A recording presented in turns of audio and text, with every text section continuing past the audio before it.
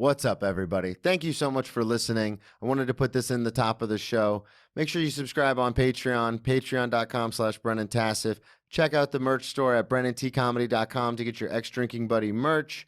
Subscribe, rate, and review wherever you listen to podcasts. As always, we're coming to you live from Gotham Production Studios, and I hope you enjoy the episode.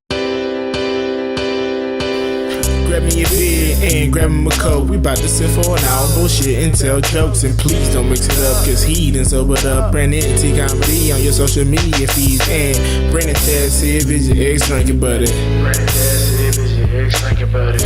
Brennan Tassif is your ex-drinking buddy. Brennan Tassif is your ex-drinking buddy. What's up, everybody? Welcome into another edition of Brennan Tassif is your ex-drink. There's going to be a graphic there. Drinking buddy.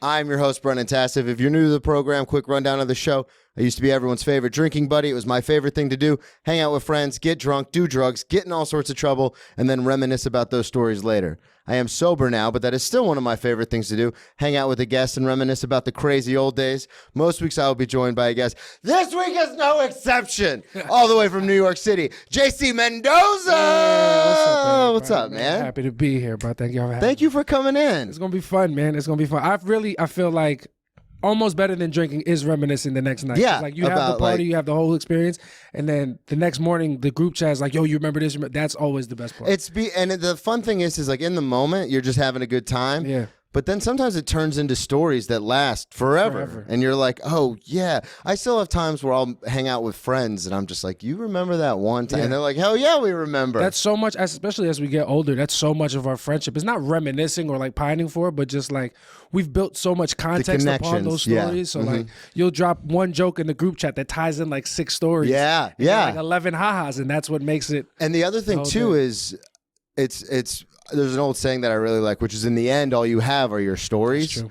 So I really like that because it's one of those really cool things where and that's what the one man show is about and all that kind of stuff. But like when I talk to because I've been sober, no one in New York has ever seen me drunk unless they are a Florida comic that knew me back then.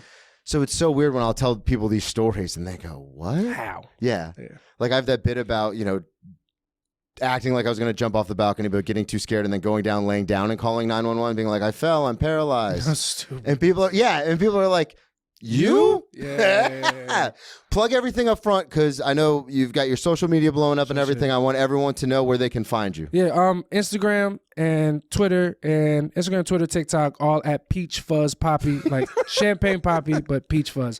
No spaces, no underscores. Peach Fuzz Poppy. And you can catch me at New York Comedy Club on January 22nd, Sunday, January 22nd, for my show Brownish that I run every month. Hell yeah. At New York Comedy Club. Beautiful, man. Well, I appreciate you coming on. We have a common connection, not only because I hang out way too much at the stand and I see you there all the time because you are a paid regular, but also, and I remember when you got passed. Congratulations. I was, I was, because I've been in New York about a year and a half and I've been hanging out there way too long for that time. And I remember you and Gio and Derek and when that whole group came in, it was like watching a child grow. I know, those are my guys. It was crazy. I didn't go to the stand for the first time until Glorelli's birthday. Okay. In 2021. Yeah. It was like the first time I ever went. I was like, oh, this place is amazing. So like I spent a lot of money there, spent a lot of time there. And it was honestly this time last year, like when the Omicron was hitting and everybody was sick, I was out there. I was probably sick too, but I was You were there. You know what I'm saying? So a lot of people dropped out and that's how I got on their radar. That's awesome, man. Well, I wanted to get into some things because you're originally from New York. Yeah, New York. Long Island, but New York for the rest. New York City. It's New York. Yeah, for sure. Especially because I'm from Florida. Yeah, so but in New York, you got to be specific. Because if I'm just like, yo, I'm a New Yorker, they'll be like, where are you from? And I'm from Long Island. It's a different thing. You know what I'm saying? So and that's the other thing, too. And I've talked about it on the other show I do with a couple other comics. I get into arguments sometimes with this guy I work with, and he lives in Staten Island. Yeah. But it's like, I've only been in New York a couple of years, but it's that, Staten Island. Yeah, you fucking Staten Island piece of trash, dude. Garbage. Yeah. So how did you end up? Because you teach now. Yes. During the day, which is a hero. No. That shit is awful, but it is what it is, man. I can't even say anything bad because now the kids are starting to Google me. So, are they? To all my students, if y'all watching this, I don't like y'all individually, but I accept my responsibility to teach you. But I love you as a whole. You know what I'm saying? I do what I got to do. What?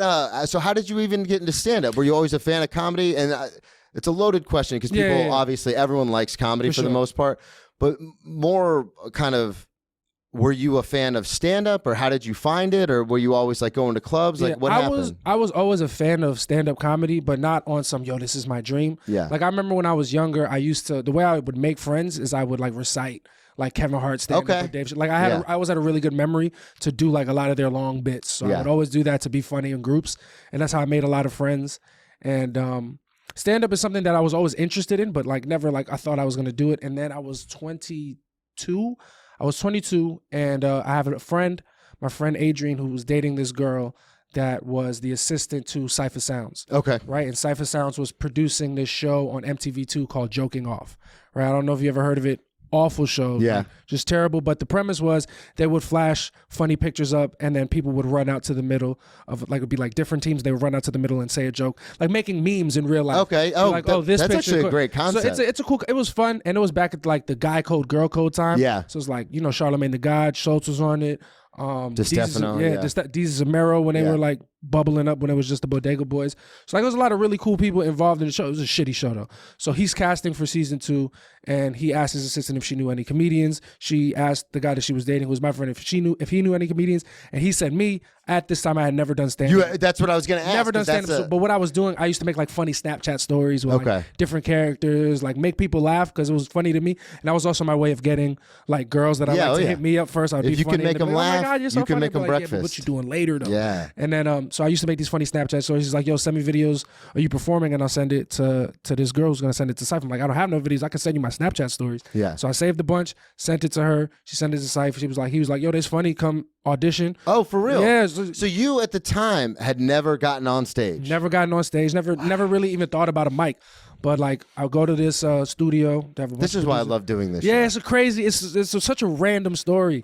So I go to this audition, and like they gave me like a packet the night before of the pictures that they're gonna use. Okay. It's like, yo, write your best 5 jokes for these pictures. Oh, so you already? It's not even off the top of the head. It wasn't, but they threw some in there that were right. So I got my packet ready. I take it very seriously because I'm about to audition, and I go there. And my first couple jokes start cracking. I do some voices, and then they threw up one that wasn't in the packet. They're like, yo, we know this wasn't in the packet. We want to see how you work on your toes. And it was like a bear riding a jet ski.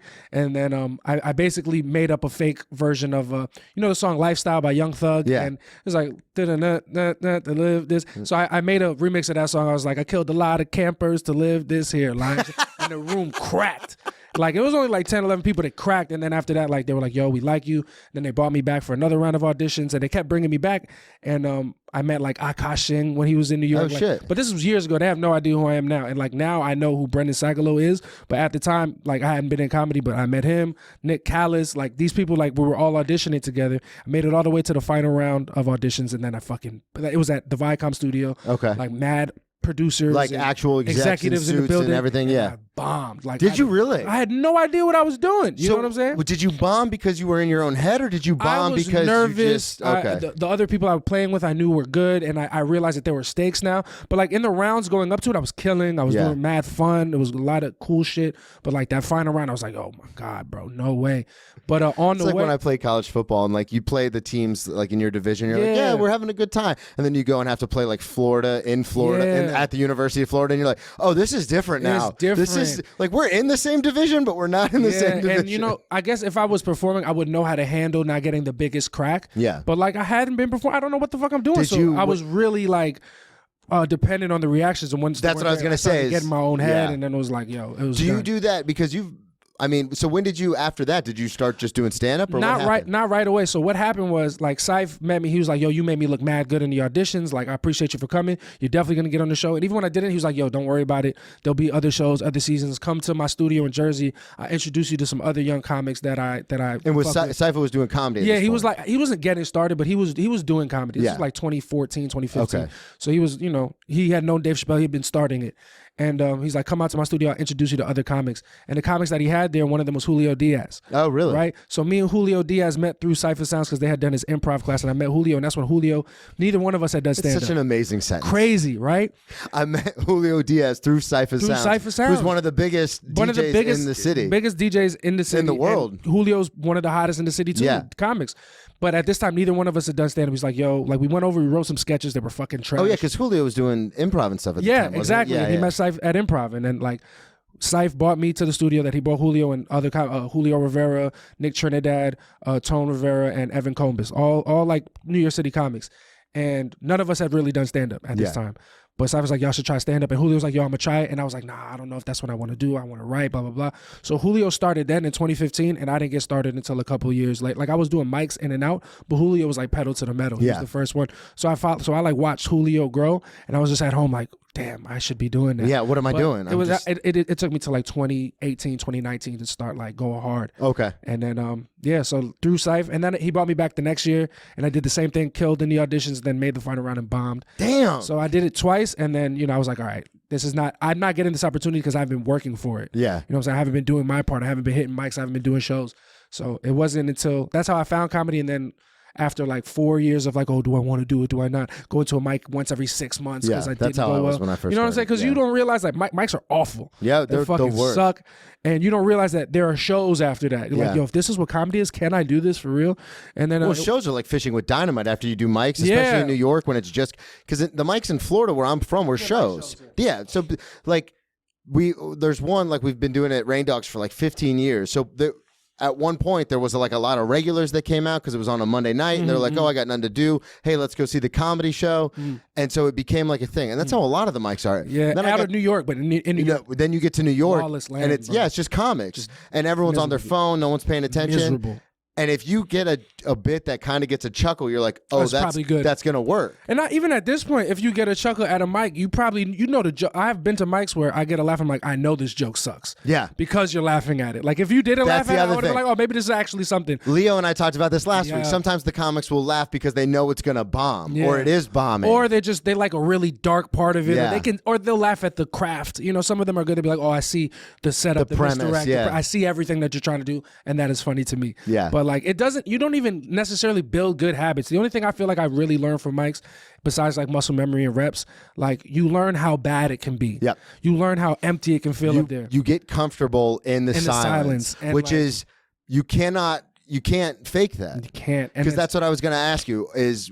When you got up there and you bombed, you said you started getting into your own head because you weren't comfortable in that environment. I didn't realize that it's okay. Yeah. You're going to bomb or a joke won't land. And then you don't have the confidence to know that your next one is going to pick it up. Yeah. Like now, if I have a joke that doesn't really land, I know I got like 40 in my pocket that will dig me out of any hole that I'm in if I'm trying something different. So but you got to learn that with time. That's a good skill to have.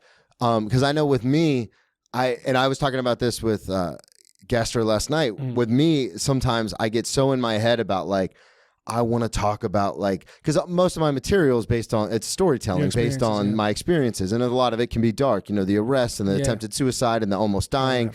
And I'm always like, oh well, my whole goal in life is to make the people like me who might have addiction issues or depression or anxiety. I want to make them laugh. Like I don't care about all these well-adjusted people. Yeah.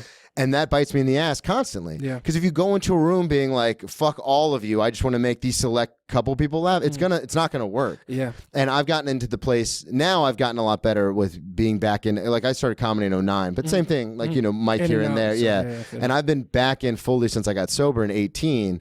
And I've gotten a lot better since then of being like, oh no, like everyone is here, especially if it's a paid room. It's like everyone paid to see the show. You cannot just be like, oh you can't play to like the 6 people that understand. Yeah. I used to have that problem too, and I'm getting better at it now, where I would only play to like the Black and Latino people. Like I didn't even want white people to laugh at my stuff. Like, and it was like, because I was coming in proud. I completely understand. And then I realized like, I don't want to make only half the world laugh. Like I want to make everybody laugh. So I didn't change my routine, but now I have universal references for every specific thing that I want to say. So like if I want to talk about Puerto Ricans and Dominicans, like a thing that I do, like Puerto Rican, the beef is like between the Montagues and the Capulets. Like I have something that it'll bring everybody in. You know what I'm saying? Like, and I try Romeo and Juliet for you listening. It's literally, and it's like I always feel like if I'm going to talk about a deep cultural reference, which is fine to do, I want to have something that can make it digestible for everybody. Absolutely. Because it makes the whole room feel good, and then everybody trusts you, and then you can get into what you really want to talk about, like stuff that only matters to me. Because that's something I've gotten better at too. Same thing is I've got certain jokes where if it means something to you, it hits a lot harder, but it is surface enough to where everyone in the room can laugh. Like I have a joke about growing up with a cool mom. And like I reference Mean Girls, and like everyone's seen it. Everyone's like, "Oh yeah, Amy Poehler and Mean Girl, the cool mom," and they laugh.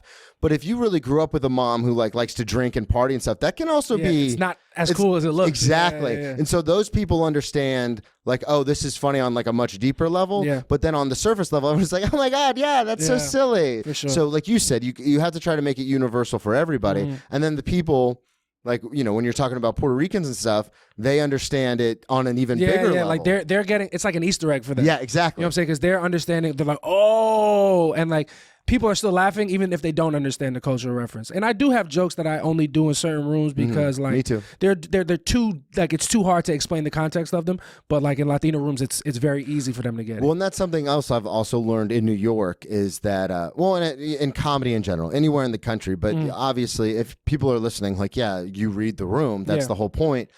But there are certain bits that I will do, and they're not even bits, they're stories, or they're like little plays on things. Or if I do it in a majority white room, it's like gasps and like, oh my God, you can't say that. But then if I do it in a black room, like I've had people fall out of chair. I had one guy one time be like, that's the most genius, brilliant thing I've ever heard, like as he's crying, laughing. Sure.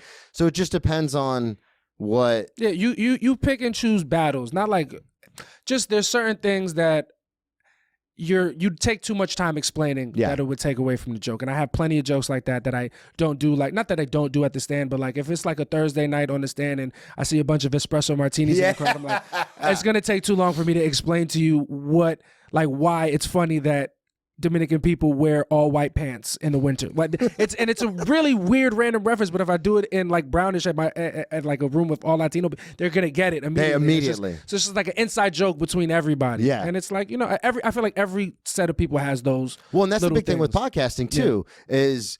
As comics, when you podcast and you have an audience, you can build up those little jokes too. Because like I've seen Segura a bunch, and obviously Matt Fulcheron, my buddy. And sometimes when you go to see them, or even Burr does it sometimes where he'll reference something. And if you are an avid podcast listener, it means more to you because you're like, oh, I was there when you thought of that. Like I was listening to you when that first idea first came up. It becomes like an inside joke. And I believe like generally that's kind of the point of comedy, or that's like not the objective, but that's what you're trying to do on stage. Like you are essentially, every time you get on stage, you're creating context for everybody so that when you bring the joke in, everybody gets it. Yep, absolutely. You know, like that's the premise in the setup. Like you're bringing it in, but like in group chats, like we talked about before, it's easy to make everybody laugh because you have 10 years of history. So when I say, oh man, just like the fucking coat hanger, and everybody laughs because they get that came from a joke from like 2006. Yeah. And it brought it back. But you're doing that every time you get on stage in real time, creating context, and then like, you know, remember this? Or, oh, this, like I said, you know, and it's all callbacks and all that. Well, and that's another big thing too, is getting the audience on board immediately. Yeah. Which is something I've struggled with. Because, like, to reference what we were talking about earlier, like sometimes I'll get up there and I'll go immediately into intensity, and the first one will bomb, and then I'm like, well, I'll get it back here, and then the next one will bomb, and then immediately I'm in my head. Like, I've lost this entire audience. Like, I'm not. I feel you. And because I've done bits before, like I did Training Day, Jared Waters' show in the park. And I remember when I got off, he goes, "Hey man, why didn't you do that like silly gym stuff up front?" Yeah.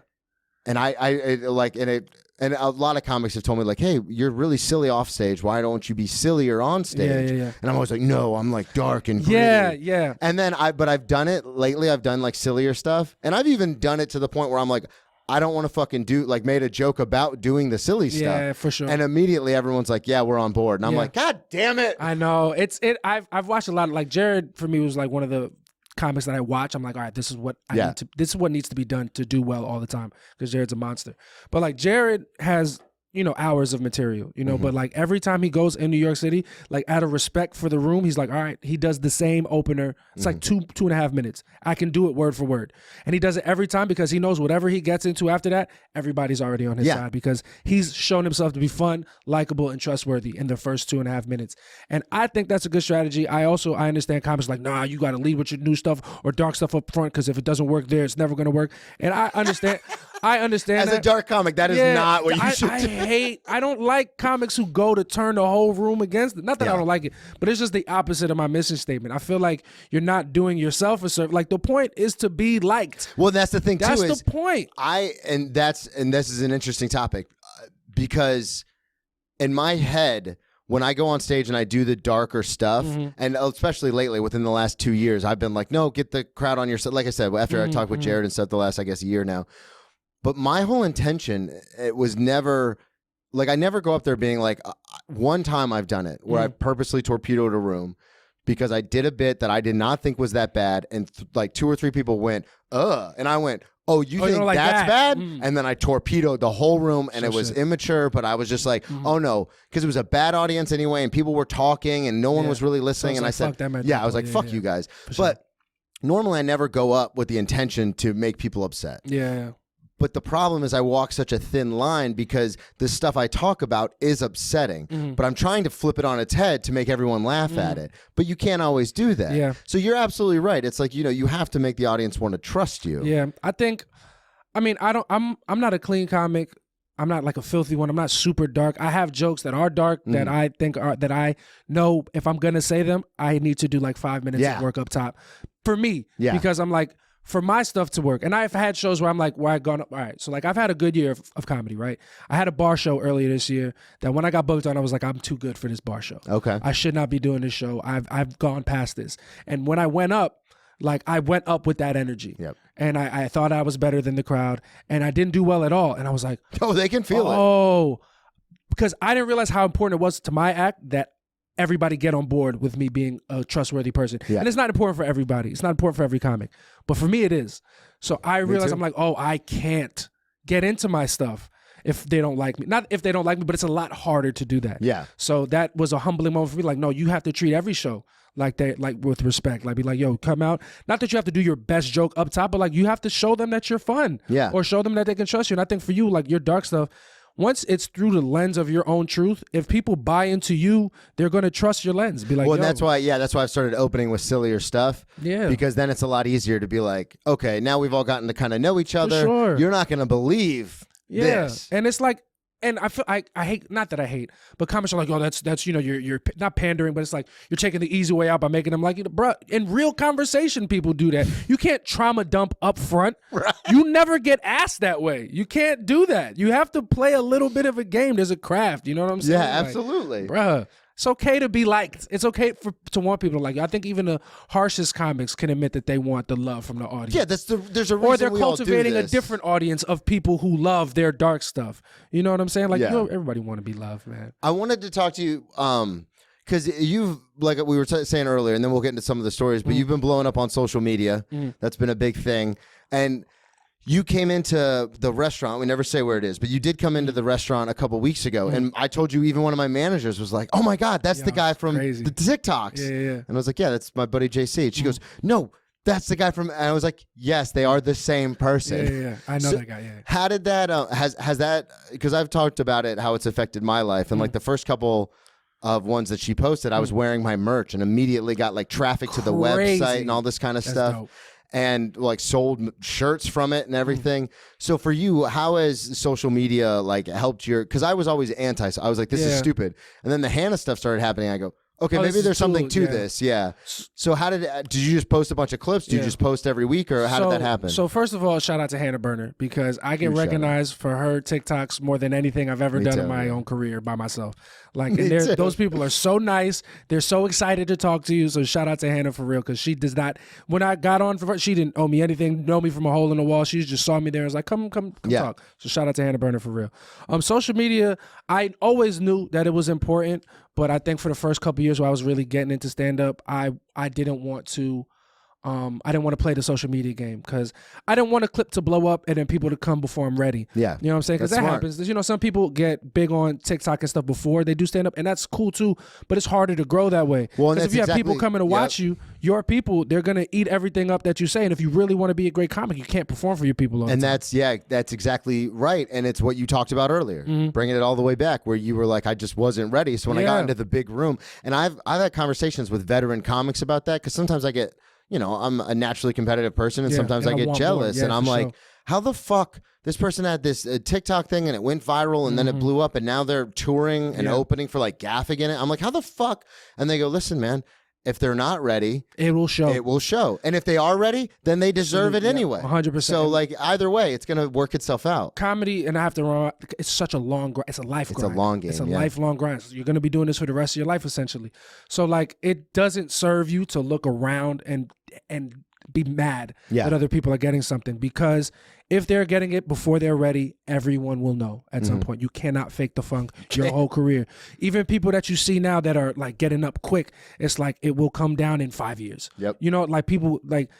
You talk to enough old comics, like I've seen people come, go. I've seen 20 different waves. Social media is the latest one. I've seen it. Yeah. You know what I'm saying? If your stuff is not funny and you don't work hard and you don't write and you don't perform every day, it will show. Well, and that's like I've seen flyers like on my memories on Facebook pop up from like shows I did like 10 years ago. Yeah. And I'm like, oh, I'm the only one still doing comedy out of this group. And it's crazy. But I will say social media, it is just a thing that you have to do, in my opinion. Yeah. Like you're playing yourself. You're not giving, it's like not handling your business off the field. Yeah. You know, you're not working out. You're not in the gym. You're not doing everything You can't just show up. You're not doing everything you can be. I'm not saying like social media makes you a better comic, but if you want comedy to be your career, it is a part of the game you'd be silly to ignore. It's a part of the job. You know what I'm saying? And even your most cynical, 20-year veteran club comic is posting clips. Yeah. Because you have to do it. Because if it's not their idea, their managers tell everybody has to do it. It's you know what I'm just saying? it's just a thing part you of got to it. do. Yeah, and I've gotten a lot better now, and it's funny because obviously I don't have nearly the followers that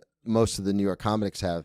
But it's a very interesting thing to when I actually started giving a shit about it, how it grew. Yeah, it like comes 100 back, there, it comes 100 back here, quick, and, and it's what? nice because you're stand-up comedy, I feel like, is cooler than it's ever been right now. You know what I'm saying? So like people want to see clips. They want to, even if it's not your best work, if it's something that you can throw away and bring people traffic to you that want to come see you perform, why are we acting like that's a bad thing? Yeah. You know what I'm saying? And I hate when I hear comments like, yo, these TikTok people getting up and doing comedy. The motherfuckers sell tickets. Yeah, that's what You know it's I'm all saying? about. At the end And of the if day, it's they're- a business. If they're selling tickets and if this TikTok person that's not who you think is not good at stand-up comedy, probably isn't, but if they're having a show in a big theater and they're like, yo, I want you to come open for me. You're gonna go Who's open? losing? You know what I'm saying? Like, yo, go blow up on TikTok, do dances, and then sell a show out and bring real comics with you. It's going to make you look good. It's going to give your audience a fun time. And it's like, yo, if you put Julio Diaz with a TikToker, Julio Diaz is going to murder, and all of those followers are going to go to his page. Yep. And he's going to build from there. So even if you, like, it's good for everybody. It's good for everybody. And even if you think it's perverting the art, take your purity and show people. And then show them the difference between what internet comedy and stand-up comedy is. Get in those shows, get in those same rooms and eat them. Yeah. It's good for you. And I really don't understand the whole, yo, they're taking stage time. Bro, get on the show. Find a way to get on the show with them. Bury them. Yeah. Kill them. Befriend them. Let open for them. Yeah. And then you grow. And it's like, I don't see the point of fighting it. It's a big thing. It's here. There's enough for everyone to eat. There's always enough. And There's it's 8 billion a New people York, in the world. It's a New York trick to think that he's taking food off my plate. Yeah. And it's not real. You go eat. Well, speaking of the New York thing, you are a New Yorker. I wanted to talk to you about growing up, obviously in Long Island, around the city. When did you start drinking and like partying and doing that stuff? So Long Island notoriously is like, it's a pretty like chaotic place. I've had a with couple big Long parties. Islanders on like there, motherfuckers get busy. The town that I'm from Valley Stream. It's on the border of Queens and Long Island. And I grew up not strict, but so you're not like deep in Long Island. No, You're, like, right here. I'm like it's called Valley Stream. We call it Valley Queens because it's literally on the border. I live Okay. right on the border of Queens and Long Island. I just can't say I'm from Queens because people from Queens get upset about that. Oh, yeah. So I'm like, I'm from Long Island. But the town I'm from, it wasn't like a stereotypical suburb. Like, it's very diverse. And the way I grew up, I didn't grow up strict, but I grew up afraid of consequences. So my mom didn't play and I didn't test her. You know what I'm saying? So I didn't drink until I was like 16 at my older sister's 20th birthday. Okay. At St. John's, the first time I drank, I had mad fun. I thought it was disgusting, but it was fun. Like, and then I didn't really drink until I got to college. I went to St. John's. When I got to college, that's when I started So you drinking. drank at 16 when you went to visit your sister at St. John's. And then it was just sporadically, but never like with my homies in Long Island. I would never, because they would drink for real. Yeah. And I was like, that's not me. I'm not that guy. Okay. But so college, yeah. Then when you got to college, what happened? Were you College, just like, I'm off the leash? Yeah, or? no, I'm not off the leash, but I was like, I'm in college. This is something I should be doing to experience everything. Yeah. And when I got there, I made the baseball team, and they were big drinkers. So like, I would go and drink with them, and like You made the St. John's baseball team? Yeah, I walked on for But that's the a- fall season. that's and a then D1 team, isn't it? Yeah, it was very cool for me. But How long did you? only the fall semester. Okay. So like they have a fall preseason and then they get into. So I stayed for like 4 months. Okay. And then they cut me because I had transfers coming in. But it was still really Okay. cool. I got to play with like Joe Panic, who has a World Series now. Dude, that's So awesome. like, so it was very cool. I tell people all the time, like I always say, like, obviously I blow it up a little bit, but I'm like, yeah, I was a Division I football player. Oh, that's crazy. Yeah, but it's the same kind of thing. Like, I was a preferred walk-on at FAU. for sure. I wasn't a full scholarship. And I played for 2 years. Like, I never got cut. Like, I was always not above. They didn't really cut anybody. Yeah. But I was never going to touch the field. Yeah, but you were there, though. That's part of it. Yeah, It was and like a status when I see symbol on Alfred campus. Morris, like, when he was playing in the league, I was like, crazy. that's my guy, man. We played together, dude. And that's how it was. And then when I got to college, after I got cut, that's when I kind of started, because I'm like, I have nothing to preserve my body for. Same so exact thing. Let me just fucking have fun. And I remember the first like real drink. This is not even on this. Is the first real story. This is fun. There's this thing that we used to do, like St. John's used to send shuttle buses of kids from campus to McFadden's, which is a bar attached to Citi Field, and it just opened. So they used to bus loads of college kids to this bar, all under 21, and we would go there and drink. It was wild. Right. And one night to pregame, there was this thing. Have you ever heard of the Incredible Hulk? The drink? Yes. Yeah. So you mix, if you don't know, Hypnotic and Hennessy, you mix baby. Hypnotic and Hennessy, right? I'm from Daytona, baby. You Of already course I know what the right? Incredible So Hulk is. this was a big deal for us. Like, yo, we're gonna pregame with the Incredible Hulk. We're gonna hop on the bus, go to McFadden's, and make out with chicks all night. That's what we're about to do. Mad tongue kissing, because we're freshmen. We don't get no Mad tongue kissing. Mad tongue kissing, right? But like, we're dumb, right? So we spent all our money on a big handle of Henny, and then when we had to get the Hypno, we realized we had much less fun. So we got like a personal of Hypno, a big handle of Henny, and then we're like, all right, we're gonna mix it too, and we're gonna make the Incredible Hulk. Because when you mix Henny and Hypnotic, it turns green. That's the Incredible Hulk. But what we did, we poured all the Henny in first. Oh, right? And no. we had way more Henny than Hypno. And so we poured all the Henny in. Hypnotic is like a liqueur. It's like a Yeah. wine, so it's not that strong. Nah. The Hennessy's the strong part. Yeah, and we weren't even thinking about it in terms of strength. We was like, we want this color to be green, because that's what the Hulk is.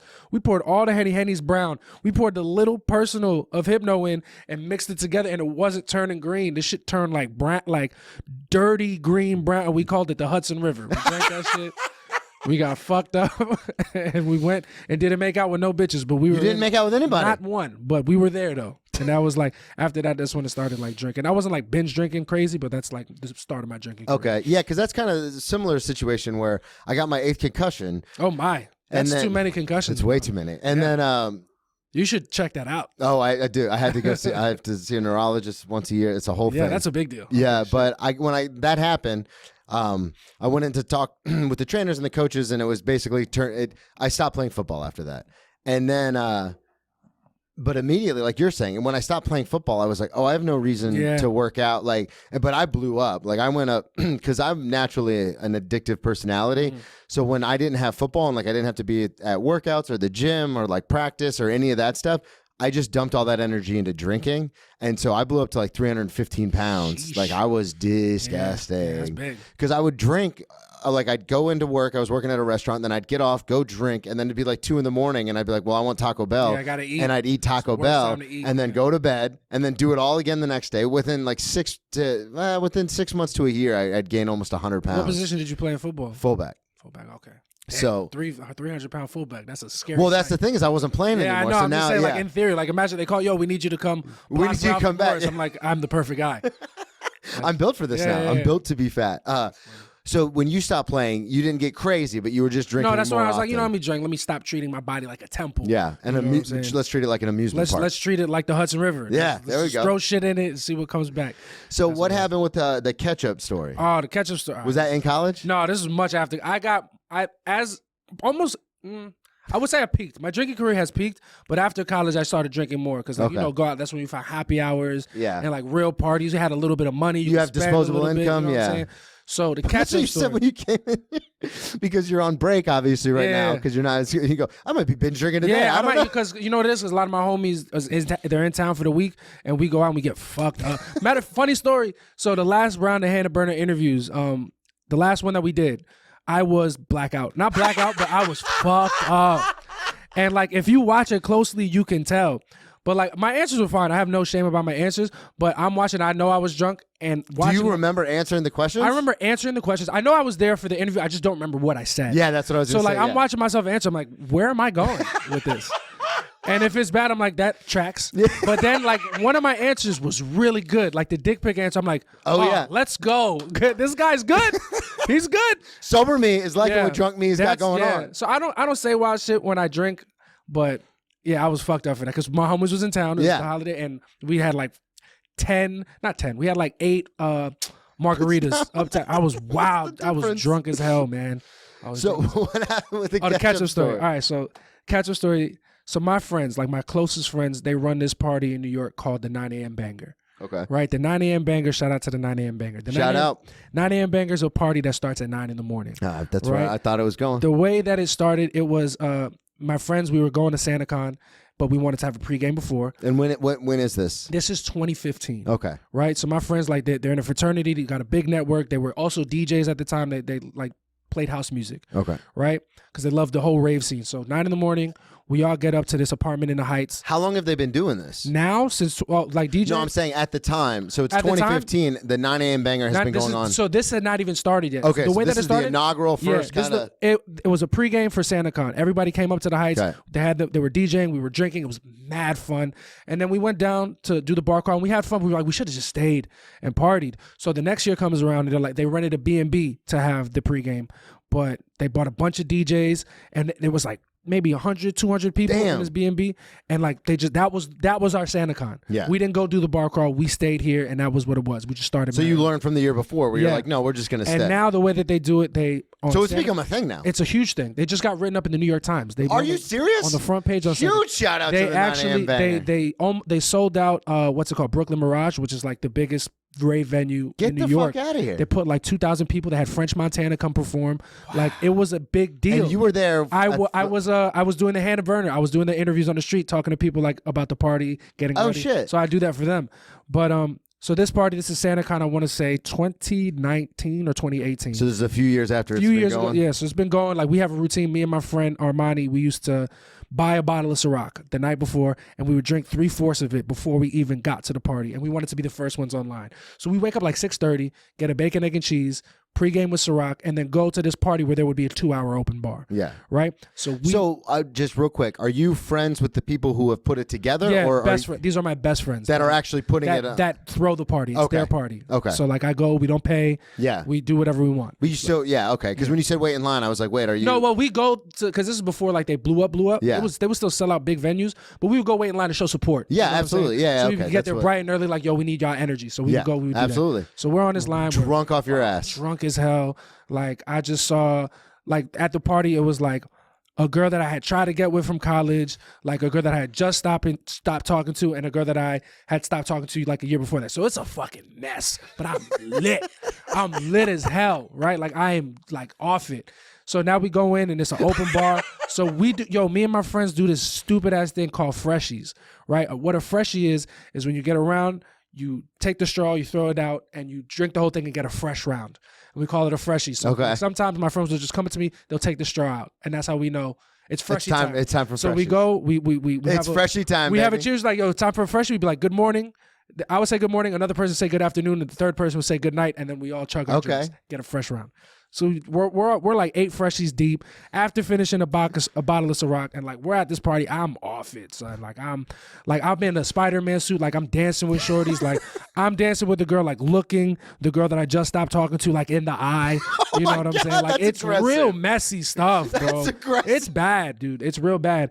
And then this girl that I had been trying to get with in college for the longest, it just never materialized. Yeah, she was there, and we were vibing because like we would drink and like we would like gravitate towards each other. Mm-hmm. So like I'm thinking, yo, maybe this is the night. This is you know what I'm saying? This is she why was like we play working the game. She was working at some bar. After she's like, yo, come to the bar after. So I take my homies, we go to the bar, but I get to the bar and now I'm blacked out drunk. What time is this? Because you started at 6 in the morning. We start at 6. The party goes to like 3, 4. Then we go to this other bar probably at like 7 because we went to somewhere in between. That was a complete mystery to me. But we finally get to this girl's bar. I'm like, all right, this is going to be the night. But I get there. I am so trashed. I'm so trashed. And I got a flight to Mexico City in the morning because I was working. My job was taking me to Mexico City. So I'm off it, right? So my friend's like, yo, we can't stay here all night. You got a flight to catch. You got to ask this shorty what it is right now. And I'm like, yo, you're not here. And she was like, nah. I was like, all right, forget it. And then I didn't really know what happened. I went to sleep for a little bit. Caught my flight, made it, and then the next day when I'm in Mexico City, I paid for the Wi-Fi, I finally got it, and I'm just getting videos of the day before, and they're like, yo, you remember this? Do you remember this? I'm like, nah, I was having a good time though. They sent me a video, they're like, bro, You really thought you was gonna have sex with this girl after you was drinking ketchup. In Oh her my bar. God. So I thought I was being smooth, and I was drinking ketchup from the Heinz 57 bottle. I don't know what I was trying to do, but everybody's in the video. They're watching me like, "What are you doing?" And I'm just like, Okay, so they were like, asking. y'all don't drink ketchup. And then I was like, oh, that's why she didn't want to. That's have why sex she with said me no. that day. Yeah. And then that was the catch. So my friends always like to bring that up. They still got a video. I don't have it, but like it's still. Oh, you got to post that. Yeah, I gotta find it. It was an all time low. I was like, damn, I gotta check. Or all time high, depending on who fun. you ask. I don't man. regret it. It was fun. It was definitely. Dude, that's awesome. Yeah, that was so wild. because you gave me a list of stories. Yeah, and I got more, man. Yeah, and then so a lot. are all of these like the No Malice one? What's that about? No malice. All right, so this was, I want to say 2016. Yeah. Right. I wasn't working at the time, so I was broke. I had long hair then. I had cut it off, so like I'm freshly shaven. It's one of my homies' birthdays. Fuzz. Right? Yeah, freshly shaven. This was like September, right? Freshly shaven. We go to this place called No Malice Palace. It was a bar downtown. I think it's still open. Shout out to No Malice Palace. So we get there, it's dead, right? And we're cool because like my homie's birthday is a chill dude. Doesn't need much. He needs the homies. He needs good music. And so we go there at No Malice Palace. It's me and like 5 of my friends. We're chilling. We're having a good time drinking. We're like, let's turn it up. Everybody get 2 drinks. Let's do freshies. Right? Let's do freshies, literally. Yeah. So we have like, we're doing J-Mo Ginger at the time, right? So we're drinking, we're having a good time. I'm like, yo, I'm gonna go to the bathroom. I go to the bathroom, pee. I look at myself in the mirror. I smile because I'm like, yo, I'm fucked up. But like, it's like the fun part still. Yeah, I'm in control. I'm just feeling like tingly. And then That's always the best when you're in the mirror and you're like, yeah. Bro, I get back to the bar and it was like a calm night. We might have been like one of like 2 groups of people there. I get back from the bathroom. I couldn't have been gone for more than like 8 minutes. And I get back, the bar's packed. Oh shit. Right, the bar's packed. They're playing Pusha T, who is like my friend's favorite rapper. So like the music just turns up. We're like, yo, what the fuck is going? This shit is amazing. What just happened? So we start turning up, and like I was very good at getting my drinks paid for by my homies because they knew I was broke. Yeah. So they were good, but they were like, yo, everybody's buying around, everybody, right? So we start like. I'm like the last one to buy it around because I'm like, yo, if we leave before, I don't have to pay. Yeah. But like, it comes my turn, I'm like, fuck it, let's do it. The only money that I had was a check from jury duty that I had done for one day. This is all the money I had left. I spent the jury duty money. I bought a round of drinks for everybody and got fucked up. Like we are now we're approaching blackout. We're leaving and I'm like, yo, I don't have money for a cab. I'm downtown, but I live in Astoria. Yeah. So I have to take the train home because I can't call a cab. So I'm fucked up. I don't remember going to the train, but I've done this before. Like I've done this before. I've been on the train. I know where I gotta go. So I get. I'm like, yo, we out. They're like, yo, you good? I'm like, I'm good, right? I've done this a million times. I wake up, and it's the next morning. Mm-hmm. I wake up. I live on the last stop of the N train. I wake up on the last stop of the N train in Coney Island. The other way. The other direction. I wake up. My hands are in like my shirt because I was cold. Yeah. My headphones are in. Attached to nothing. Somebody stole my phone. Oh shit! While I was knocked out on the train, and a police officer like woke me. He's like, "Bro, what are you doing?" I was like, "Oh, my fault." And then like I fell asleep, took the train back, and That's a long ride. Yeah, it was a night, but to me it was short because I was fucked up. Yeah. So like I was like, "Oh, I'm in Coney Island." Wake up. The story. I'm home. You know what I'm saying? But I fell asleep, spent all my money, and got my phone stolen because I was knocked out on the train. Damn, man. No Malice Palace. It was a fun ass night. Is that named after the Malice in the Palace? I don't think so. I think that's just the name of the bar is No Malice. But or Malice Palace or No Malice Palace, and then that's just one of my favorites. Well, I want to keep going back in time. So you have these go in reverse order, which I actually enjoy. It's very Quentin Tarantino. These are they're all over the place. I can't remember exactly what goes. Well, so the first one was 2018, then it was 2016. Let's go back to 2012. 2012. Oh, Halloween! Oh man, damn! This was supposed to be my moment. Halloween 2012. Well, I wanted to ask before. What year did you graduate from St. John's? I graduated from St. John's 2014. Okay. So this is my sophomore year. Okay, so I thought I was way older than you, but I'm not. I am older, but not by too much. Sophomore. Yeah, I look a lot younger. I feel like because I carry myself not immaturely, but like No, you have a very like zest young. Yeah, I have for too life. much energy for my age probably. But Trust 2012. me, people meet me all the time. They go, "Wait, how old are you?" And I go, 34, and they go, "You act like a 12-year-old." Yeah, that's one of my openers is talking about like how my life is great for a 23-year-old, but the only problem I love that 30. bit. Yeah, that's like I open with that. That's my favorite. So like that always gets a good crack. That and the scrunchie. They can that's a good one too. They can believe it. They believe it for a little bit, and if I go through it fast, they won't have any time to question it. Yeah, that always shocks them. But Halloween 2012. So 2012, my sophomore year, is my first year living off campus. The first year I lived in the dorms. Second year I moved off campus because I handed in my housing application too late. So I moved in. So I had nowhere to live. And where is St. John's? St. John's is in Jamaica, Queens. Okay. So it's like close to the last stop on the F train. Okay. You know what I'm saying? And I'm living over there. And sophomore year, I moved into who are now like my best friends, like in this fraternity. They had a frat house. They needed a fourth person. Nobody could do it. And like I met them through a friend of a friend. And they were like, yo, we need somebody to move in. Were you in the fraternity? No, not at all. So I'm just living in a frat house. Right, and it's a Latino fraternity, so like it's cool. All these people, like we have a lot in common. These are my guys now. Yeah. But like I moved in, they're like, oh, some guy from the baseball team's coming. I'm like, cool. So we live with them and we hit it off. Still have that rep. Yeah, man, we're all friends. Some guy from the baseball That's team. exactly. That's how I got in. We're all like good friends. I never joined the fraternity because like, you know, they pledge. This shit is hard. You know what I'm saying? This shit. And once I got cool with them, I'm like, why am I going to let y'all beat me up now? You know what I'm saying? I'm already in. You know what I'm saying? And I never acted like I was in it, but like we all had fun together. They respected me. It was cool. The place was called The Den. Right, we called the place The Den because it was like, yo, we're wolves. Like the girls coming in, we animals. You know what I'm saying? Stupid college shit, right? But St. John's is not a big party school; it's a big commuter school. But Halloween is like our day because the next day is All Saints Day, and we were the only school that was like that gave classes off the next day. Yeah. So Halloween the 31st, we had the best party like around. So people would come down from other schools to come to St. John's Halloween party, right? And they had a party that it was like 3 fraternities got together and threw a big mega party for the whole school, and it was mad fun. It was always the best party of the year. Yeah. So we did a pregame at our house, The Den, and I was talking to this girl at the time who I was trying to like, you know, eventually. Is this the same girl? No, different girl. Similar group, but different girl. And she's like, sweet girl. I could never seal the deal because I can't finish. But I was dealing with this girl, and she was like from Queens. And I was like, yo, we're having a pregame. We're going to go to a party. Like, come through, bring some friends. Like, it's going to be good. She's like, yo, I'll bring all my friends. This is going to be great. We can't wait. And I'm like, I'll bring all of them. And I'm like, how many people are coming? Just so we know what to buy. We're like, she was like, I got 12 girls coming. I was like, you got 12?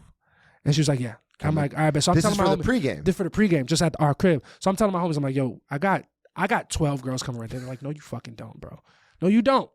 And then that is, as someone who was in that life, it is, you know, parties in college and stuff like that. You know what I'm saying? Yeah, and so that is very.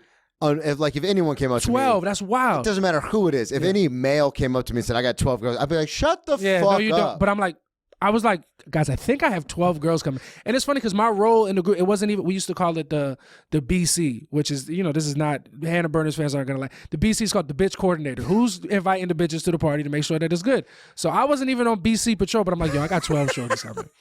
And they was like, the guy on BC, like, I got you covered this week. We'll believe it. To the BC guy, take the week off. So we're getting the party, like we're setting it up, and then they pull up, and it's like, the way it's like a clown car full of bad bitches. Yeah. They all come out in Halloween costumes looking amazing, like different flavors, a very diverse group. And like, was it 12? Was it all of them? It was 12. Damn. And I was out front greeting them, and my friends had come down because we lived on the second floor. So they came down to see if I was telling the truth. So they came out, it's like 6 of them, like looking good. Oh, what's up, JC? What's up? I'm like, go right in. You guys see this? Another car pulls up, the second 6. So it's like 12 beautiful women, all in Halloween costumes, because you know how it is on Halloween. Yeah, oh yeah. And like, I was like, what's up, guys? What's up, y'all? And they were like, yo, JC's the man, blah, blah, blah. Yo, get him a drink. So like, I bring all these girls, I'm feeling myself. And the girls, they're there for a good time. Like, they're having fun. They're like meeting my friends. Like, we're all mixing and mingling. It's like an insane night. And like, the shorty that like I was working on was like, oh, this is pretty cool. I'm like, yeah, you know how I do. Yeah. Right? And then my homie's like, this is my thing. I was like, yo, get JC another drink. Get JC another drink. Get him another drink. So I'm like, I'm the man. I'm drinking. And then we had to take a shuttle bus to the party.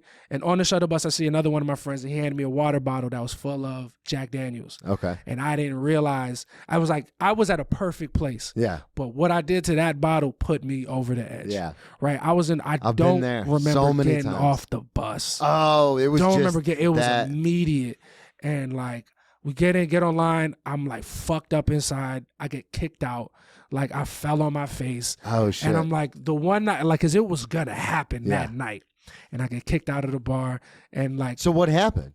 They sent me home in an Uber with one of our gay friends, which is like the opposite of what I was trying to do. Like, shout out to him. But like, I was trying to get some ladies.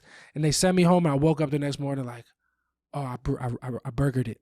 Yeah. I burgered it. You blew I got it. too drunk at the pregame. I got too high on the vibe that I bought all these women because I did. I crushed it. Yeah. And then I got too excited and I thought I was somebody that I wasn't. And I'm like, I could do all of this drinking. Got kicked out the party. Everybody else had a great time. God. And I missed the whole party.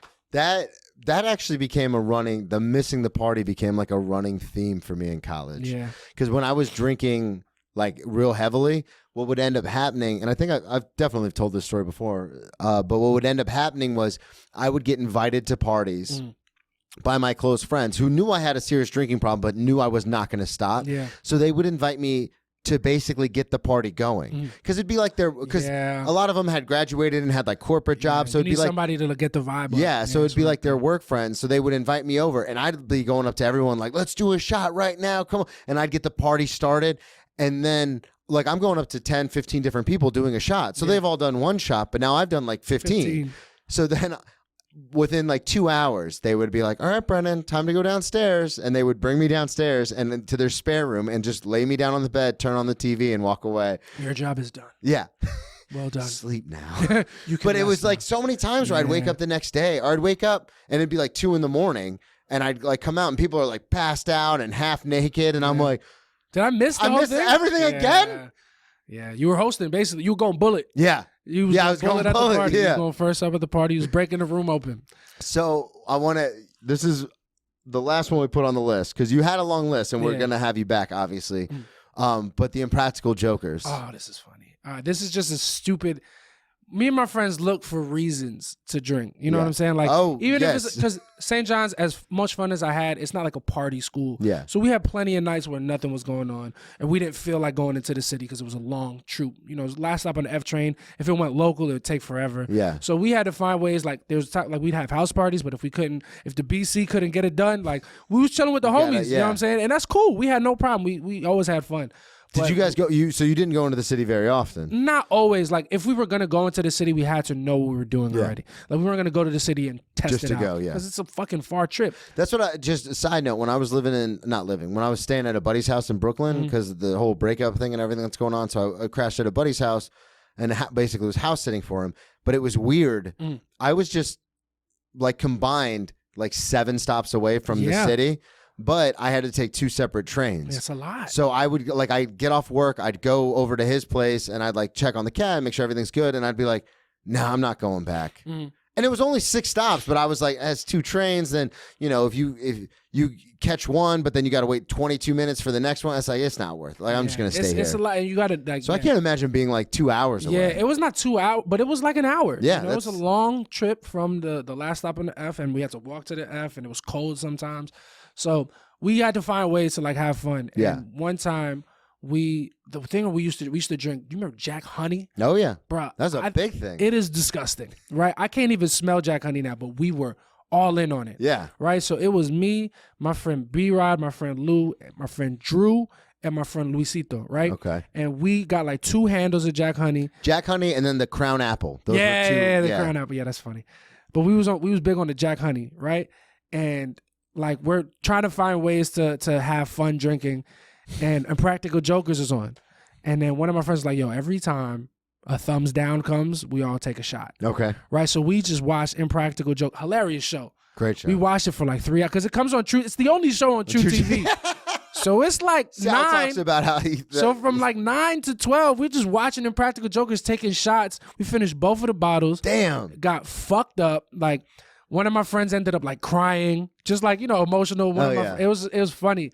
And then our other roommate who wasn't with us like got home, and he was just like, he's like, "Oh, you guys are fucked up." So he was like putting things in people's beds. He put like half a chopped cheese in my friend's bed. Really? He put a Reese's in my bed, and like I was rolling over. I woke up. I thought I shit myself because there's chocolate everywhere. I'm like, "What the fuck happened last night?" And then our friend Luisito, who's like our most responsible friend, he's a great drinker, but like 2 months before that, my roommate B-Rod had gone to his house. And they played the Impractical Jokers drinking game like 2 months before. Oh, so this okay. So this is the thing that they had brought to us. They were like, "Oh, this is something that we're gonna do." He went to Lucito's house like in the Bronx like, with his family, and they played the Impractical Jokers game, and he threw up everywhere. Oh no! Right? So he threw up in Lucito's house and didn't clean it up. So Lucito comes in, "Yeah, let's have fun." Lucito throws up everywhere. And it's not even because he's a bad drunk. He's like, I'm getting revenge. Yeah, absolutely. So he just throws up like in the sink, like in really inconvenient places, and then he bounces and he like leaves a note like, have fun with that B-Rod. And it was just mad funny because we got to have to clean it up. He did because I wasn't gonna do it. It was yeah. a spiteful vomit. I was like, dog, this is wild. This is on you. But it just goes to show how easy we made like really getting fucked up. Yeah. Was there had no occasion, no reason, just we're doing a practical jokers tonight. It's so weird because that's something that happens so often, especially in college. Just from my experience, we started this thing, and I don't know if I've brought it up on the show before, but we started this thing called slap shots. Ooh, what's that? So this is when we were in college and none of us really had money. It was like either you're gonna get a bottle of liquor or you could like go out and get like actual food, like groceries and stuff. So we would always I would always opt for the liquor. Right. So I would never have any chasers. And it's like, well, I don't like, yeah, I guess I could go to Publix and spend the $2, but then you have to find a way to get to Publix because I didn't have a car. And it was like, nah, it's not worth it. So instead of going out and getting chaser, what we would do is we would do shots and then you would slap the person.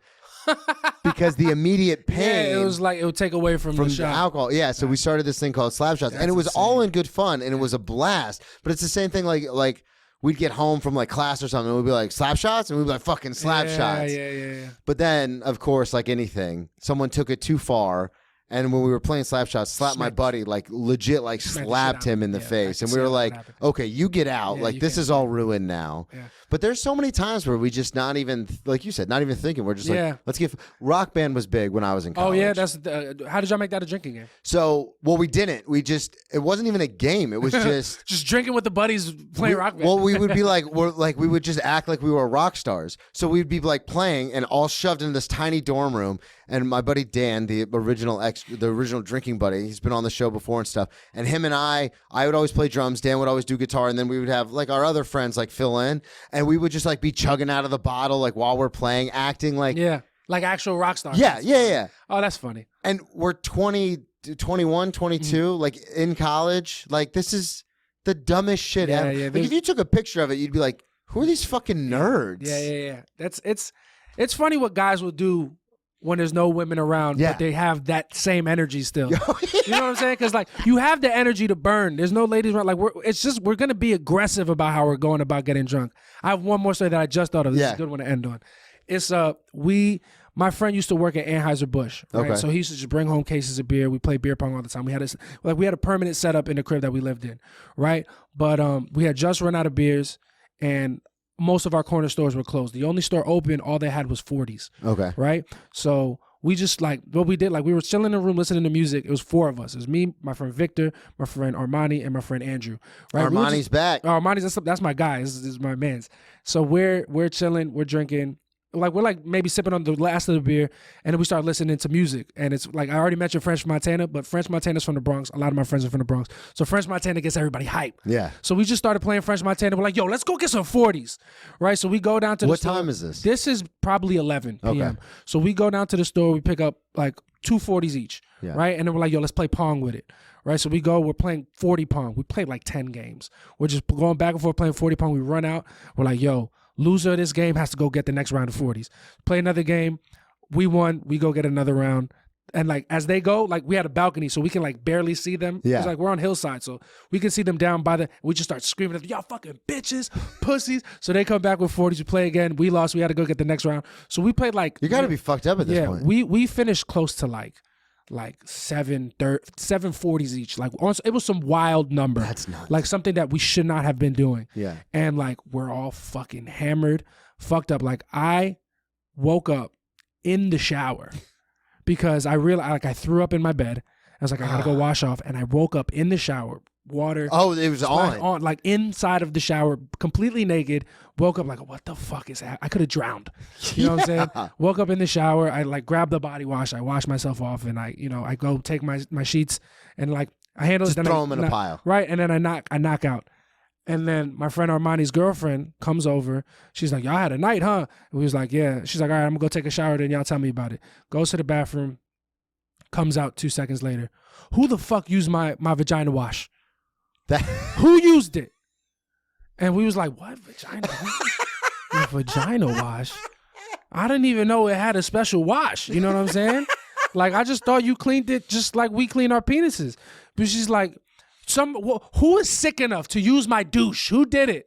And then I was like, was it green apple? And she was like, you fucking idiot. I had washed myself with her vagina wash. Oh my God. Because in my drunkenness in the shower, I was like, I gotta wash up. Yeah, you were just washing up. I used her vagina wash and she was furious. Did you get her more vagina wash? I did not. I had spent all my money on the 40s.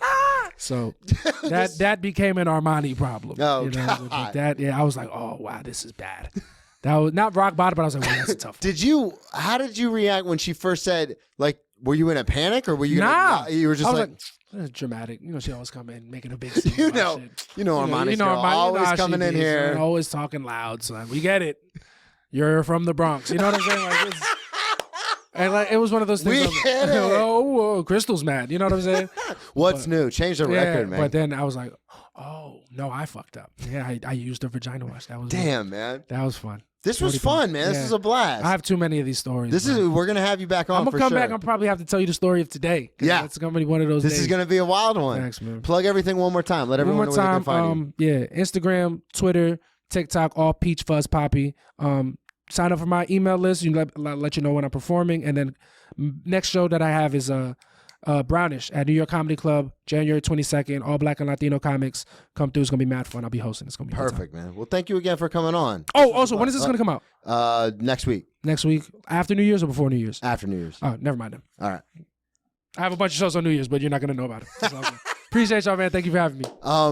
Thank you, everybody, for listening. At Brennan T Comedy on all social media. Check out the one-man show January 30th at the Producers Club, 6:30 and 8:30. It's a live taping, so don't fucking show up late. Please don't show up late. Just show up. Actually, come whenever you want. I don't really care. Patreon.com/Brennan Tassif, and we'll talk to y'all next week. Yes, sir.